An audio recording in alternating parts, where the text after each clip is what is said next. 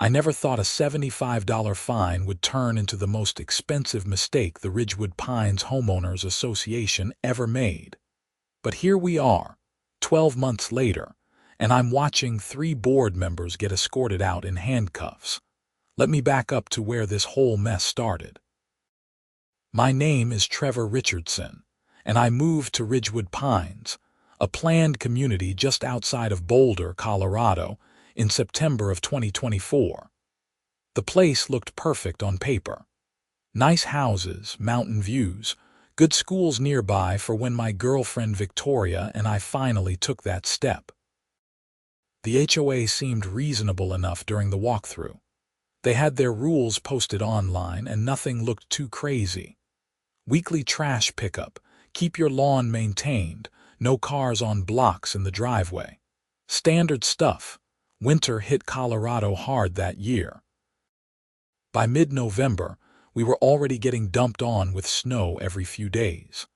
I'm originally from Minnesota, so snow doesn't bother me. I actually kind of enjoy it.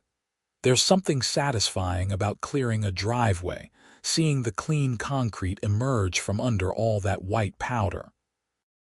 I bought myself a solid snowblower the day after Thanksgiving, a Toro with all the bells and whistles. Cost me nearly $1,200, but I figured it was an investment. The HOA rules stated that driveways and walkways had to be cleared within 24 hours of snowfall ending. Pretty standard. What I didn't pay close enough attention to was subsection 12.4 of the community guidelines, which I found out about the hard way on a Tuesday morning in early December. I had cleared my driveway the night before around 8 p.m. The snow had stopped around 6, and I figured I'd give it a couple of hours to make sure we were done for the night. The snowblower roared to life, and I made quick work of my driveway and the sidewalk in front of my house. Took me maybe 30 minutes total. I was back inside by 8:30, drinking hot chocolate and feeling pretty accomplished. The next morning, I found a bright orange violation notice stuck to my front door. My stomach dropped when I read it. Apparently, the Ridgewood Pines HOA had a noise ordinance that prohibited the use of power equipment, including snow blowers, between the hours of 9 p.m. and 7 a.m. My 8 p.m. snow clearing session violated this rule by exactly -1 hour, meaning I was actually in the clear, right? Wrong. The notice claimed I had been observed using my snowblower at 9:15 p.m. I checked my phone. I had taken a photo of my cleared driveway at 8:32 p.m. The metadata was right there. I had proof I was done before 9. This should be easy to clear up. I called the HOA office that morning. A pleasant-sounding woman named Sandra answered and took my information. She said she'd pass along my concern to the board president and someone would get back to me.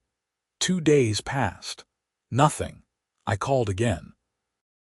Sandra said she'd left messages but hadn't heard back. Another 3 days went by. Finally, on Monday, I received a call from Barbara Henderson, the HOA board president. I knew the name from the community newsletter, but we'd never met in person. Her voice had that particular quality that sets off alarm bells in anyone who's ever dealt with difficult people. Syrupy sweet but with an edge underneath. Mr. Richardson, I understand you have a concern about your violation notice. Yes, madam. The notice says I was using my snowblower at 9:15 p.m., but I have photo evidence showing I was finished before 8:30. I'd like to get this cleared up and the fine removed from my account. I see. And you're saying the notice is incorrect. That's exactly what I'm saying. I finished at 8:32. I have a time-stamped photo. There was a pause. Mr. Richardson, are you calling me a liar? That caught me off guard. What? No, I'm just saying there was a mistake. It happens. I have proof I finished before the quiet hours started. The HOA maintains records from multiple sources. Our Community Watch volunteers reported your violation at 9:15 p.m. Are you suggesting our volunteers are lying? This conversation was going sideways fast. I'm saying someone made a mistake about the time. Can I email you the photo? You can submit it with your appeal, along with the $50 appeal processing fee. The board meets the first Thursday of every month. We'll review your case at the January meeting. Wait, I have to pay $50 to appeal a $75 fine that I didn't earn. Those are the procedures, Mr. Richardson. They're in the bylaws you agreed to when you purchased your home. I wanted to argue, but I could tell it wouldn't get me anywhere. I thanked her for her time, though I'm not sure why, and hung up. Victoria came home that evening to find me at the kitchen table, reading through a 73-page PDF of HOA bylaws and covenants. She worked as a paralegal at a firm downtown, so she was used to dense legal documents. "Please tell me you're not spiraling over that HOA thing," she said, dropping her bag by the door. "Did you know they can fine us for having the wrong shade of white on our mailbox? There are 3 approved whites. 3. Trevor, just pay the fine. It's $75. It's the principle. I didn't break the rule. Why should I pay for something I didn't do?" She came over and rubbed my shoulders.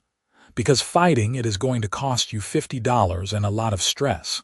Just pay it and move on." I knew she was probably right, but something about the whole thing stuck in my craw. I'd done everything right. I followed the rules.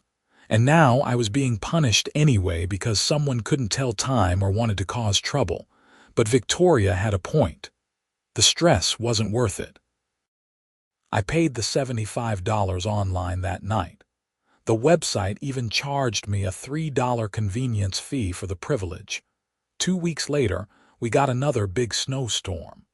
This one was serious, dropping nearly 14 inches overnight.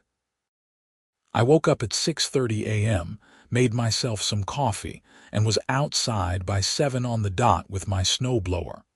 The sun wasn't even fully up yet, but I wanted to get started early. I had the day off work, but Victoria needed to get out by 8:30 for a client meeting. The snowblower cut through the fresh powder like butter. It was the perfect kind of snow, not too wet, not too dry. I cleared our driveway, then did the sidewalk. Then, feeling generous, I cleared a path for our elderly neighbor, Mrs. Chen, who lived alone next door. The whole thing took me just under an hour. I was having lunch around noon when my doorbell rang. I opened it to find Barbara Henderson standing there in a purple puffy coat, her blonde hair sprayed into a helmet that probably wouldn't move in a hurricane. She looked to be in her early 50s, with the kind of permanent smile that never reaches the eyes. "Mr. Richardson, I'm Barbara Henderson, HOA board president. I thought it was time we met in person." "Nice to meet you," I said, though it wasn't. "What can I do for you?" "I wanted to discuss this morning's snow removal." My guard went up immediately. "What about it? I started at 7 a.m., right when the noise ordinance allows." "Yes, well, that's technically true. However, several residents have complained about being woken up by the noise. At 7 in the morning, on a workday, when the rules explicitly say 7 a.m. is acceptable," her smile tightened. "The spirit of the rule is to minimize disruption to the community. Just because something is technically allowed doesn't mean it's neighborly." "So what are you saying?" "You want me to start later?" "I'm suggesting that 8 or 8:30 might be more appropriate. Give people time to wake up naturally." "But if I wait that long and it snows all day, I might run into the evening quiet hours again. That's what happened last time." "I'm sure you can find a balance, Mr. Richardson. I'm just asking you to be considerate." She left before I could respond, walking back down my driveway with quick, purposeful steps. I stood in the doorway, cold air rushing in, trying to process what just happened. She had essentially told me to ignore the written rules in favor of some unwritten standard of neighborliness that she could apparently redefine at will. I called Victoria at work. You're not going to believe this. After I explained the situation, she was quiet for a moment. That's ridiculous. The rules say 7. You started at 7. Thank you, that's what I said. But Trevor, be careful with this woman. She sounds like trouble. You know the type. They get a tiny bit of power and it goes straight to their heads. So what do? Document everything. If she puts anything in writing, save it. If she finds you again, we might actually have grounds to fight it. The next snowfall came 4 days later, a modest 3 inches. I decided to test something. I waited until 8:30 a.m. to start clearing, right in the sweet spot Barbara had suggested. I took a photo of my clock before I went outside. I took a video of myself starting the snowblower with the timestamp visible. I was building my case just in case. I finished by 9:15. No violation notice appeared. Success, right, wrong. 2 weeks later, we got absolutely hammered by a blizzard. Nearly 2 feet of snow fell over a 36-hour period. The storm finally broke around 9 p.m. on a Thursday night. According to the HOA rules, I had until 9 p.m. Friday to clear everything. But I had work Friday morning and Victoria had back-to-back meetings all day. Our only option was to clear it Friday evening. I got home at 6 p.m. Friday, changed into my snow gear, and fired up the snowblower at 6:15. The driveway was buried. It took me nearly 2 hours to cut through all that snow, and I was exhausted by the time I finished. But I finished at 8:12 p.m., comfortably inside the allowed hours, and well within the 24-hour window. The violation notice was on my door Saturday morning. This time, the fine was $150. The notice stated that I had used power equipment at 8:45 p.m. during quiet hours, and that this was my second violation, hence the increased fine. I lost it. I actually stood in my doorway and shouted a string of words that made Mrs. Chen peek out her window in concern. I called the HOA office immediately, but of course, it was Saturday. The office was closed. I tried Barbara's personal number, which was listed on the community website as an emergency contact. It went to voicemail. This is Trevor Richardson at 42 Pinecrest Drive. I received another violation notice that's completely false. I cleared my driveway last night from 6:15 to 8:12 p.m. I have video evidence. This is harassment at this point, and I want it stopped. I sent an email to the general HOA address with my video file attached, along with a detailed timeline. Then I waited. Monday morning, Sandra from the HOA office called. "Mr. Richardson, I received your message.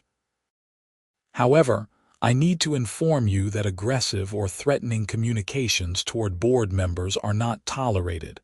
Your voicemail to Barbara has been noted in your file." Aggressive? I stated facts. How is that aggressive? Your tone was confrontational and hostile. I'm required to document it. Fine. Document this too. I did not violate the noise ordinance. I have video proof. I want both fines removed from my account, and I want a formal apology from Barbara Henderson for falsely accusing me twice. Sandra's voice got colder. The board will review your concerns. Have a nice day, Mr. Richardson. She hung up before I could respond. I went to work that day barely able to concentrate. My job as a software developer usually kept me engaged, but all I could think about was the HOA situation. My coworker, Marcus, noticed me staring at my screen without typing. "You okay, man? You look like you want to murder someone." I explained the whole situation. Marcus whistled low. "That's rough. My sister dealt with something similar in her HOA in Aurora. They tried to fine her for having the wrong shade of brown mulch. She ended up having to hire a lawyer. A lawyer, over mulch, over principle. Cost her like $2,000 in legal fees, but she won. The whole board ended up getting replaced after people found out they were embezzling HOA funds. That stopped me. Embezzling? Yeah, like 50 grand over 3 years. The lawyer found it while going through the records for my sister's case. I filed that information away. That evening, Victoria and I sat down with our laptops and started digging into Ridgewood Pines HOA finances. The bylaws stated that all financial records had to be available to homeowners upon request. I sent an email to Sandra requesting copies of the last 3 years of budgets, expenses, and board meeting minutes. The response came back in less than an hour, which was surprising for after hours. The email stated that such requests required a formal written letter submitted by mail, along with a $25 processing fee and up to 30 days for fulfillment. They really don't want you looking at those records, Victoria said, which makes me want to look at them even more. I sent the formal letter the next day via certified mail. Then, I did something else. I created a post on the Ridgewood Pines community Facebook page asking if anyone else had experienced issues with violation notices or fines. I kept it neutral and factual, just asking if others had similar experiences. The post exploded. Within 2 hours, I had 37 comments from neighbors sharing their own stories. Someone got fined for having a basketball hoop in their driveway. Another person got hit with a violation for parking their car on the street overnight when their garage door opener broke. Someone else got fined for having a wreath on their door that was too large according to Barbara's interpretation of the decoration guidelines. The common thread in all of these was Barbara Henderson personally issuing the violations, often for infractions that seemed either borderline or outright wrong. Then someone named Doug Matherson posted something interesting. Barbara tried to fine me for my fence being 6 inches too tall.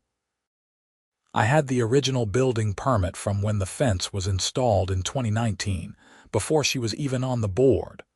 The permit showed the fence height was approved. She tried to say the rules changed. I asked to see the documentation of the rule change. She couldn't produce it. The fine mysteriously disappeared from my account a week later. I private messaged Doug immediately. We talked on the phone that night for over an hour. Doug worked in construction and had a good eye for detail. He'd been in Ridgewood Pines for 7 years and had seen 3 different HOA boards in that time. Barbara's been president for 2 years, he told me. Before her, the HOA was pretty laid back. Mr. Patterson ran it and he was fair. He retired and moved to Arizona and Barbara ran for the board. She was the only one who ran, so she got in by default. Then she convinced 2 of her friends to run the next year. Now the whole board is basically her and her puppets. Who are the other board members? Linda Kowalski is the treasurer. She's Barbara's best friend. They go to the same church, same yoga class, same everything. The secretary is Patricia Drummond. She's newer to the neighborhood but got real chummy with Barbara fast. So Barbara controls the whole board. Exactly. And she's been on a power trip ever since. The fines have tripled in the last year. She's constantly finding new things to violate people for. You think there's something shady going on, like financially. Doug was quiet for a moment. I wondered about that. The HOA dues went up 15% last year. Barbara said it was for community improvements, but I haven't seen any improvements. The playground is still falling apart. The community center still has a leaky roof. Where's the money going? That was the question, wasn't it? The next snowfall happened 3 days later. Just a light dusting, maybe 2 inches. I had learned my lesson, though. I took a different approach. I went outside at exactly 7 a.m. and cleared my driveway. But this time, I set up my phone on a tripod in my garage with a clear view of both my driveway and a clock showing the time. I recorded the entire snow removal session, start to finish, 7:03 a.m. to 7:28 a.m. 25 minutes, fully documented. No violation notice came. I started to think maybe I'd figured out the system. Do it right at 7, document everything, and Barbara couldn't touch me. I was so wrong. The violation notice came 5 days later, for a snowfall I hadn't even cleared yet because it had just happened. The notice stated I had violated the 24-hour removal rule by failing to clear snow within the required time frame. The snow had fallen the night before, I was told, and I hadn't cleared it by morning. I looked outside. My driveway was clear. There was no snow. It hadn't snowed. I took photos of my clear driveway and called the HOA office immediately. Sandra answered with her usual professional chilliness. "There's no snow on my driveway. There was no snow last night. It didn't snow. What are you talking about?" "Mr. Richardson, the violation was reported by a community member. We trust our volunteers. Your volunteer is either blind or lying. There is no snow. I'll make a note of your dispute. The fine stands until the board reviews it." "How much is the fine?" $200. "It's your third violation, so the amount increases." "This is insane. You can't fine me for not clearing snow that doesn't exist." "Have a good day, Mr. Richardson." I hung up and immediately went to my computer. I pulled up the weather data for Boulder County from the National Weather Service. No precipitation in the last 72 hours. I downloaded and saved the report. Then I checked 3 other weather services. All confirmed the same thing. No snow. I posted about it on the community Facebook page. The comments came flooding in again, and this time people were angry on my behalf. Several neighbors confirmed that it hadn't snowed. Someone suggested I attend the next board meeting and confront Barbara directly. The monthly board meeting was 2 weeks away. In the meantime, I received my HOA financial records request. The package came via regular mail, even though I'd paid for expedited processing. I sat down with Victoria that evening and we started going through the documents. The budgets looked normal at first glance. Landscaping, snow removal for common areas, insurance, utilities for the community center. But when Victoria started cross-referencing expenses with dates and vendors, things got weird. "Look at this," she said, pointing at a line item. "Snow removal service for January 2024, $12,000 paid to Mountain Peak Landscaping." Okay, so now look at February. Another $12,000 to Mountain Peak, and March and April. Why are they paying for snow removal in April, and how is it always exactly $12,000, right? And look at this.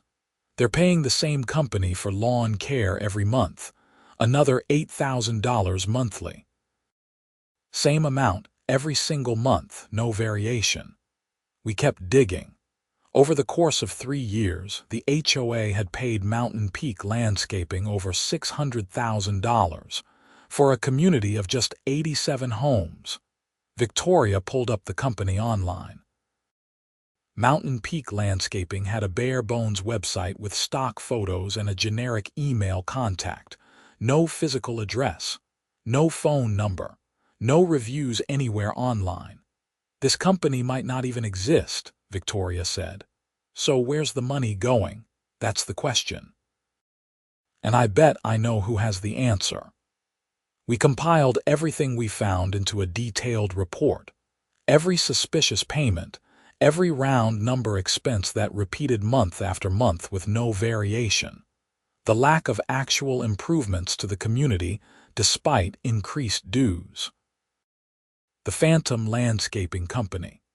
I also compiled all my violation notices, my evidence proving each one was false or erroneous, and the Weather Service data showing it hadn't snowed when they claimed it had. The board meeting was held on the first Thursday of January at 7 p.m. in the Ridgewood Pines Community Center. I arrived at 6:45 with Victoria.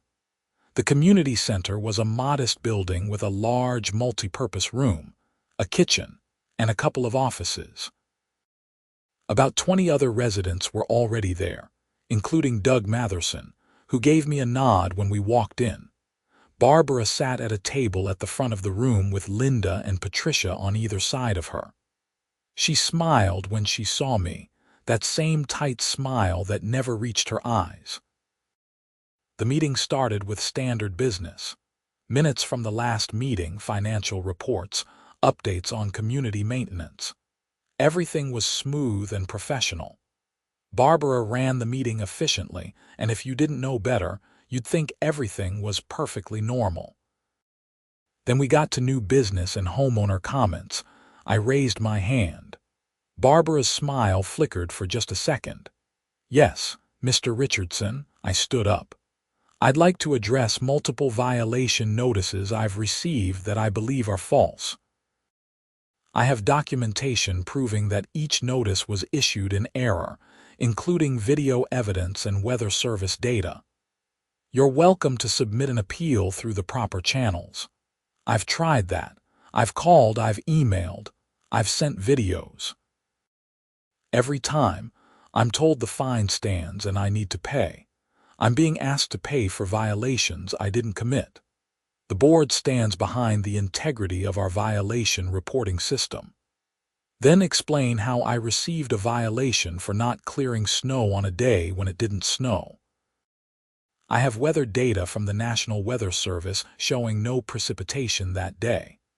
Murmurs rippled through the room. Other homeowners were paying attention now. Barbara's face flushed slightly. "Community volunteers reported snow on your property."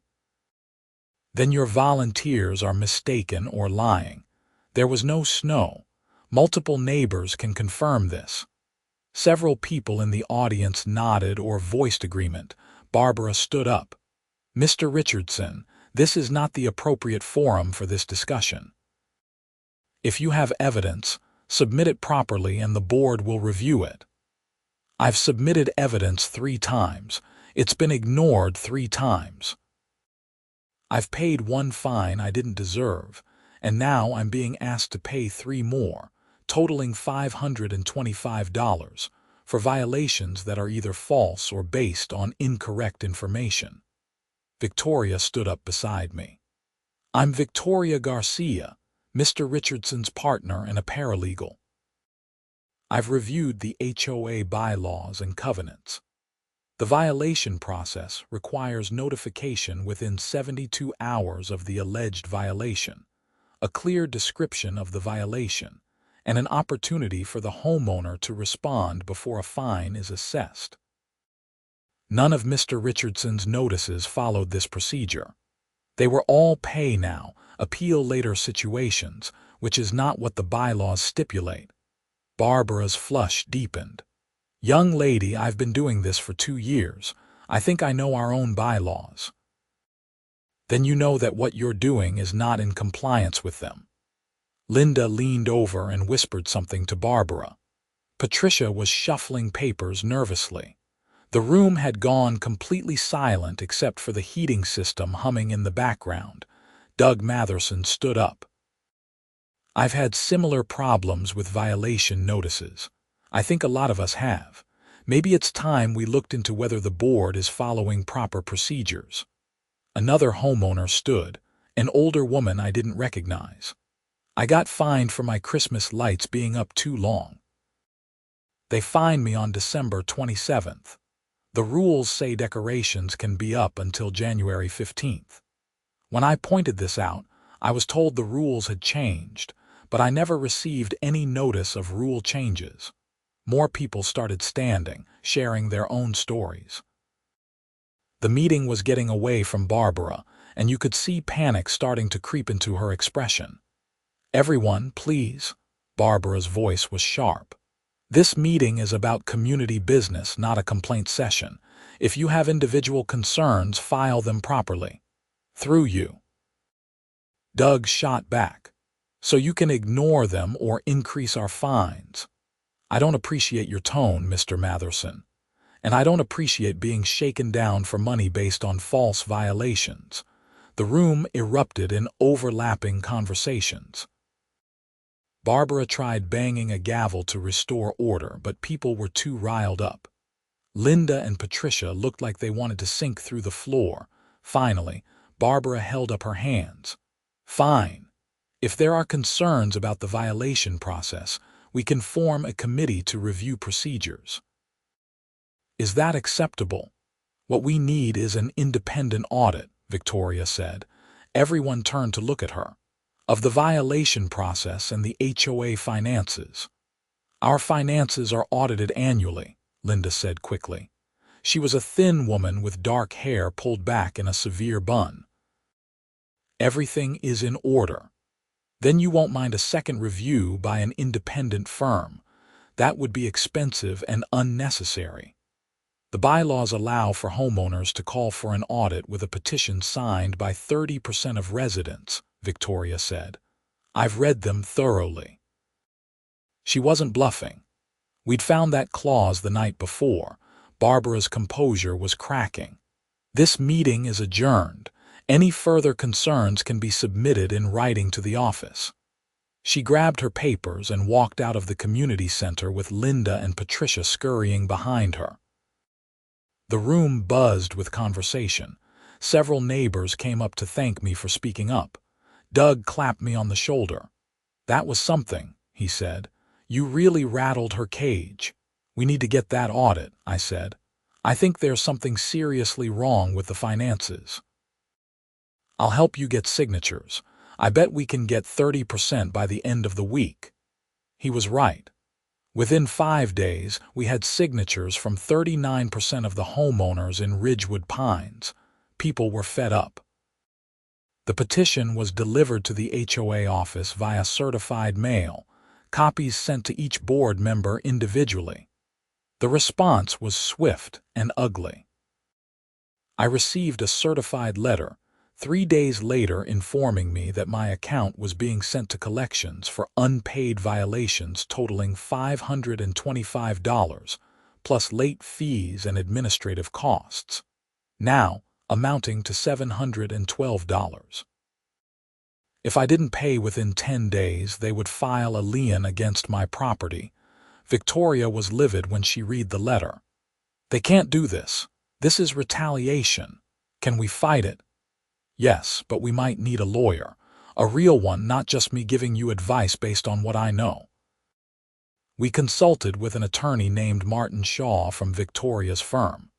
He specialized in HOA disputes. After reviewing everything we had, documents, videos, weather reports, witness statements, financial records, he leaned back in his chair and smiled. This is either going to be very simple or very complicated, depending on how stupid they are. What do you mean? I asked. If they're smart, they'll drop everything the moment I send them a letter. If they're not smart, if they're actually embezzling funds like you suspect, they'll dig in and we'll have to get aggressive. Which would you prefer? I want the truth to come out, I said. If they're stealing from everyone, that needs to be exposed. Then let's poke the bear and see what happens. Martin sent a letter to the HOA board outlining our concerns, demanding the fines be removed, and requesting a formal third-party audit of the HOA finances. He also CC'd the Colorado Department of Regulatory Agencies, which oversees HOA regulations in the state. The response came back from a lawyer representing the HOA, a stern letter basically saying the board had acted appropriately, the fines were valid, and if I didn't pay, they would proceed with the lien. They're not backing down, Martin said when he called to tell me. Which means either they're incredibly stubborn or they're hiding something they think they can keep hidden. Time to escalate. He filed a formal complaint with the state on my behalf, alleging harassment, improper fine procedures, and possible financial mismanagement. He also filed a motion in county court to block the lien until the dispute could be properly adjudicated. That's when things got really weird. 2 days after Martin filed the court motion, I came home from work to find my mailbox had been pried open and damaged. The metal door was bent and hanging loose. Nothing was inside, though I didn't usually get much mail. I checked my security camera footage. At 2:17 a.m., a figure in dark clothing and a ski mask had walked up to my mailbox and used a crowbar to force it open. They looked through the contents, didn't take anything, and left. I filed a police report. The officer who took my statement was sympathetic but said mailbox vandalism was common and hard to solve without better footage or witnesses. "Any enemies?" he asked. "Anyone who might want to mess with you specifically?" "My HOA president hates me. Does that count?" he chuckled. "HOA disputes get nasty sometimes, but usually it's just lawyers and fines, not vandalism. Still, keep an eye out. Get that mailbox fixed and maybe add some more cameras." I installed 2 additional security cameras that weekend, covering my driveway, mailbox, and front porch from multiple angles. I also bought a locking mailbox and had it professionally installed. 3 nights later, at 3:47 a.m., my cameras caught someone approaching my house. Same dark clothing, same ski mask. This time they spray-painted "Pay Your Fines" across my garage door in bright red letters and then ran off before I even woke up. I was done being nice. The police took this more seriously since it was clear targeted harassment. They pulled the footage and said they'd investigate. I also sent copies to Martin, who forwarded them to the state agency handling our complaint. "This is witness intimidation," Martin said. "If they're doing this to you, they might be doing it to others." "Are any of your neighbors experiencing problems?" I checked the community Facebook page. Within an hour of posting a carefully worded question about vandalism, 3 other people reported incidents. Doug Matherson's car had been keyed 2 nights earlier. Another homeowner who'd signed the audit petition found their trash cans dumped in their yard. Someone else had their garden hose slashed. The police detective assigned to my case, a sharp woman named Detective Lisa Brennan, contacted me after the pattern emerged. "This is bigger than simple vandalism. This is organized harassment. Do you have any proof connecting these incidents to the HOA board?" "Not direct proof, but the timing is suspicious. Everyone affected signed the petition for an audit. Can you get me a list of everyone who signed?" I provided the list. Detective Brennan started contacting people. Within a week, she documented 14 separate incidents of vandalism or harassment, all targeting homeowners who'd signed the petition, all occurring after the petition was delivered. The day after I pressure washed my garage door clean, it snowed again. A decent snowfall, about 5 inches overnight. The storm ended around 4:30 a.m. I was awake anyway, too stressed to sleep well, so I figured I'd get a jump on snow removal. Then I had a better idea. A gloriously petty, absolutely justified, technically legal idea. The rules said I couldn't use power equipment before 7 a.m., but they said nothing about manual snow removal. I went to my garage and found my old snow shovel from Minnesota. Heavy metal blade, solid wood handle. Not as efficient as the snowblower, but it would work. At 3 a.m., I went outside and started clearing my driveway with the shovel. Metal scraping on concrete is not a quiet activity. It's actually quite loud, especially in the dead silence of pre-dawn winter. Scrape, lift, throw. Scrape, lift, throw. Over and over, working my way down the driveway. My neighbor across the street, a guy named Paul who worked night shifts, was getting home just as I started. He looked confused but waved. I waved back and kept shoveling. By 4:30 a.m., I'd cleared my entire driveway and sidewalk. My shoulders were burning and I was sweating despite the cold, but it was done, and I'd been loud about it. Gloriously, righteously, legally loud. I went inside, showered, and went to work. That evening, I found a note on my door from Barbara Henderson. Not an official violation notice, just a handwritten note. "Your early morning noise is disturbing the neighborhood. Please be considerate." I took a photo of the note and sent it to Martin with a caption, "No good deed goes unpunished." His response was immediate. "Keep doing exactly what you're doing." So I did. The next snowfall came 2 days later.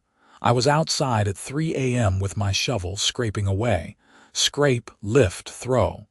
The sound echoed through the quiet neighborhood. A light came on in Barbara Henderson's house, which was 6 houses down from mine. I smiled and kept working. The following week brought 3 separate snowfalls.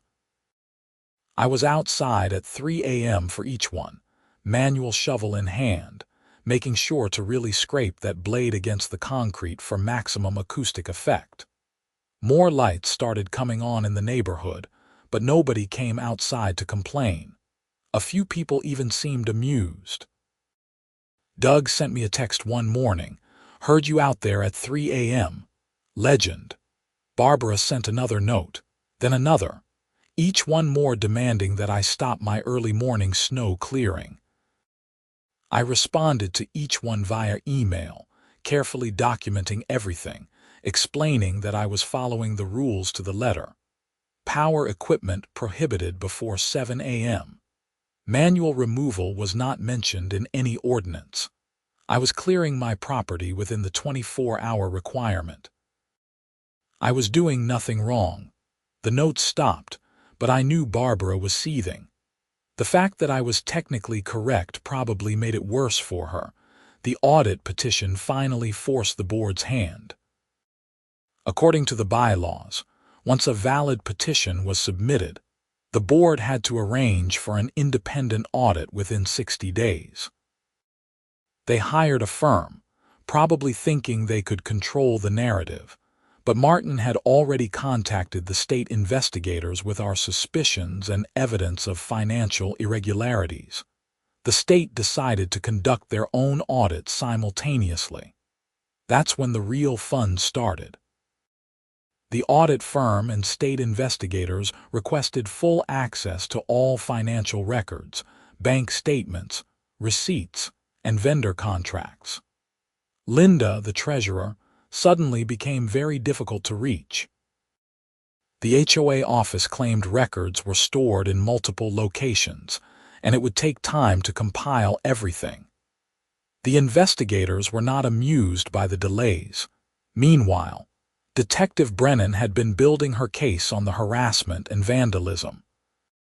She'd identified a pattern and had started looking into Barbara's known associates. One of those associates was a nephew named Kyle Henderson, who had a record for minor crimes including vandalism and trespassing. Detective Brennan showed me a photo lineup one afternoon. "Do you recognize any of these individuals?" I looked at the 6 photos. One of them looked familiar, something about the build and the way he stood. "This one, maybe. I can't be sure because of the ski mask, but the build looks similar to the person on my camera footage." "That's Kyle Henderson. We've brought him in for questioning." Apparently, Kyle was not a criminal mastermind. When confronted with the evidence and the fact that he'd been caught on multiple cameras around the neighborhood on the nights of various incidents, he folded immediately.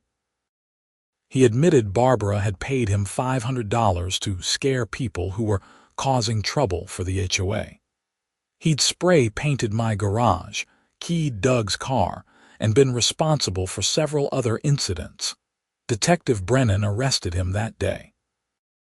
Then she went to Barbara's house and arrested her too, for conspiracy to commit harassment and witness intimidation.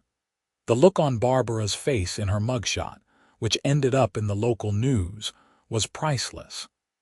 Outraged indignation mixed with genuine shock that she was facing consequences. With Barbara in custody and facing criminal charges, Linda and Patricia resigned from the HOA board immediately. They both claimed they had no knowledge of Barbara's activities, either the harassment campaign or, as it turned out, the financial crimes that the audit was uncovering. The state investigators found what we'd suspected. Mountain Peak Landscaping was a shell company set up by Barbara and her husband. Over 3 years, they'd funneled over $600,000 from the HOA accounts into this fake company. The invoices were fabricated. The services were never rendered. They'd been stealing from the homeowners the entire time, using the HOA dues to line their own pockets. Linda, despite claiming ignorance, had signed off on every payment as treasurer. The investigators determined she'd been complicit, either actively or through willful negligence. She was arrested 2 weeks after Barbara. Patricia managed to avoid criminal charges by cooperating fully and demonstrating she'd only been on the board for 6 months and had trusted the other 2 women. She was naive, not criminal. Still, her reputation in the neighborhood was destroyed. The legal proceedings took months to unfold. Barbara and Linda were charged with embezzlement, fraud, and conspiracy. Kyle got charged with multiple counts of vandalism and criminal mischief. All 3 were convicted. Barbara got 4 years in prison and was ordered to pay full restitution. Linda got 3 years. Kyle got 18 months plus probation. My fines were not only removed, but I received a formal apology from the interim board that was elected to replace the criminals. The HOA also reimbursed me for my legal fees and the $78 I'd paid in fines and convenience charges. The community was turned upside down by the revelations. People were angry at having been stolen from, embarrassed that they'd let it happen, and determined to make sure it never happened again. The new board was elected with unprecedented turnout, 92% of homeowners voting. The new bylaws included multiple oversight measures, term limits, mandatory external audits, and a complete restructuring of the fine and violation process. Doug Matherson became the new board president. One of his first acts was to simplify the snow removal rules. Driveways and walkways had to be cleared within 36 hours, extended from 24 to give people more flexibility. Noise ordinances remained in place for power equipment, but the board made clear they'd only enforce violations for truly unreasonable situations, not technical gotcha moments. As for me, I never had to shovel my driveway at 3 a.m. again. Though I won't lie, there was something satisfying about those cold early mornings, the scrape of metal on concrete, knowing I was following the rules perfectly while driving Barbara Henderson absolutely insane. Victoria and I eventually got married, had that wedding we'd been planning. Mrs. Chen made us a beautiful quilt as a wedding present, said she was glad to have good neighbors who stood up to bullies. Doug came to the wedding and gave a speech about how I'd inadvertently saved the community by being too stubborn to accept an unjust fine. The snow kept falling each winter in Colorado, as it always does. Sometimes I'd be out there at 7 a.m. with my snowblower, making quick work of my driveway. Other times, if I was feeling nostalgic or if Victoria had kept me awake with her snoring, I'd grab that old shovel and head out early, letting the scrape of metal on concrete ring out through the quiet pre-dawn air. But it was different now. I wasn't doing it out of spite or frustration. I was doing it because it needed to be done, because I took pride in my home, and because in a weird way, those early morning snow clearing sessions had become part of my routine. Something meditative about the repetitive work, the cold air, the satisfaction of a job well done. The Ridgewood Pines community recovered. The stolen money was eventually recovered through insurance claims and the sale of Barbara's assets. The HOA rebuilt its reputation slowly, focusing on actually maintaining the community instead of harassing residents. The playground got renovated. The community center got a new roof. The things that HOA dues were supposed to pay for actually got done. I still have all the documentation from that whole mess in a folder in my home office. The violation notices, the weather reports, the security camera footage, the court documents. Victoria says I should throw it away, that it's just taking up space. But I keep it as a reminder that sometimes the smallest acts of resistance matter. That standing up to abuse of power, even petty HOA power, is worth the effort. Because here's the thing about bullies, whether they're on a playground or running a homeowners association, they rely on people being too tired, too busy, or too afraid to push back. They count on you taking the path of least resistance, paying the fine, keeping your head down, accepting the injustice because fighting it seems like more trouble than it's worth. But sometimes, just sometimes, someone pushes back. Someone says, no, this isn't right and I'm not going to accept it. And sometimes that act of defiance, that refusal to be pushed around, reveals something bigger, something that needed to be exposed. I never wanted to be the guy who took on his HOA. I just wanted to clear my driveway without being fined for made-up violations. But in standing up for myself, in refusing to accept injustice even over something as small as $75, I ended up helping expose a much larger crime and protect my entire community from further theft. So yeah, I'll keep that folder. I'll keep those documents.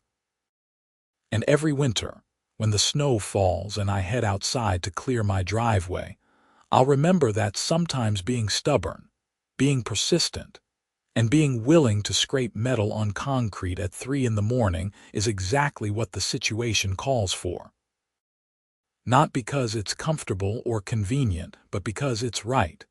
The last time I saw Barbara was actually in court during her sentencing. She looked smaller somehow, diminished. All that power she'd wielded, all that authority she'd commanded, it was gone. She was just a middle-aged woman who'd made terrible choices and was facing the consequences. When the judge sentenced her to 4 years and ordered full restitution, she cried. Her lawyer put a hand on her shoulder, but there was nothing to be done. She'd stolen from her neighbors, harassed people who questioned her, and paid her nephew to vandalize homes. Justice was being served. As we left the courthouse, Victoria took my hand. "You did good," she said. "This whole thing, you did the right thing. I just didn't want to pay a fine I didn't deserve. And because you didn't, 87 families got their money back. That matters." She was right. It did matter. Not in some grand, world-changing way, but in a real, tangible way that affected real people. The Johnsons down the street who'd been struggling with medical bills. The Chens on fixed retirement income. Young couples like us just starting out. All of us had been stolen from, and now we were being made whole. The restitution payments came through about 8 months after the conviction. Each household in Ridgewood Pines received a check representing their portion of the recovered funds, prorated based on how long they'd lived in the community during Barbara's tenure. Our check was for $7,243. We used it to finish our basement and buy new furniture. Life moved on as it does. The story became neighborhood legend. New residents moving in would hear about the HOA president who went to prison, and there'd be this moment of concern, like maybe Ridgewood Pines was a sketchy place. Then someone would explain what actually happened, how the community came together to expose corruption, and the new residents would relax. Some of them even said it made them feel better about moving in, knowing their neighbors were the kind of people who'd stand up against wrongdoing. I kept doing my snow removal at reasonable hours. Nothing crazy. Doug ran the HOA with common sense and actual concern for the community. The quarterly meetings became brief, boring affairs focused on real issues like when to repave the roads and whether to upgrade the community center gym equipment. Exactly what HOA meetings should be. Years passed. Victoria and I had our first kid, a daughter we named Sophie. Mrs. Chen brought over soup and baby clothes that had belonged to her grandchildren. Doug and his wife became Sophie's honorary aunt and uncle. The community felt like an actual community, not just a collection of houses governed by petty tyrants. Sometimes on winter mornings, when I'd be up early with Sophie because she couldn't sleep, or was teething or just wanted to see the snow, I'd look out the window at my driveway and remember those 3 a.m. snow clearing sessions. The cold, the physical labor, the loud scraping that was perfectly legal and perfectly annoying to Barbara Henderson. I'd smile thinking about it. Sophie would point at the snow and make excited baby noises, and I'd tell her stories about the winter her daddy took on the HOA and won. She wouldn't understand for years, probably not until she was dealing with her own authorities and injustices, big or small. But maybe those early stories would plant a seed. A reminder that standing up for what's right matters, even when it's hard, even when it seems easier to just go along. The snow kept falling each winter, as reliable as sunrise. And each time it did, I'd bundle up, grab my snowblower now that there were no insane restrictions, and clear my driveway. Sometimes Doug would come out and we'd help each other, making quick work of both driveways while talking about work, kids, life. Normal neighbor stuff. That's what Barbara never understood. Community isn't about control or power. It's not about enforcing arbitrary rules or finding new ways to fine people. It's about neighbors helping neighbors. It's about looking out for each other. It's about working together to make the place where you live better for everyone. She tried to build her own little kingdom where she made the rules and everyone else followed them or paid the price. Instead, she built her own prison, one fine and one harassment campaign at a time, until the walls closed in and she ended up in actual prison. Meanwhile, Ridgewood Pines became the kind of community it was always supposed to be. Not perfect, because nowhere is perfect. We still had disagreements about dues and maintenance priorities, and whose turn it was to organize the summer block party. But we handled those disagreements like adults, with discussion and compromise and mutual respect.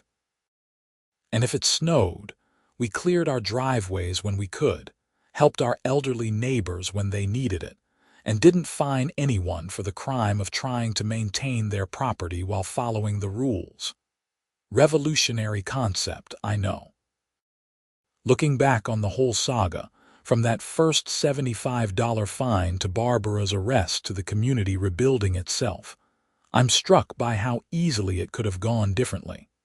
If I just paid that first fine and moved on like Victoria suggested, if I hadn't pushed back, if other neighbors hadn't joined in, if the audit hadn't happened, Barbara and Linda could have kept stealing for years, maybe decades.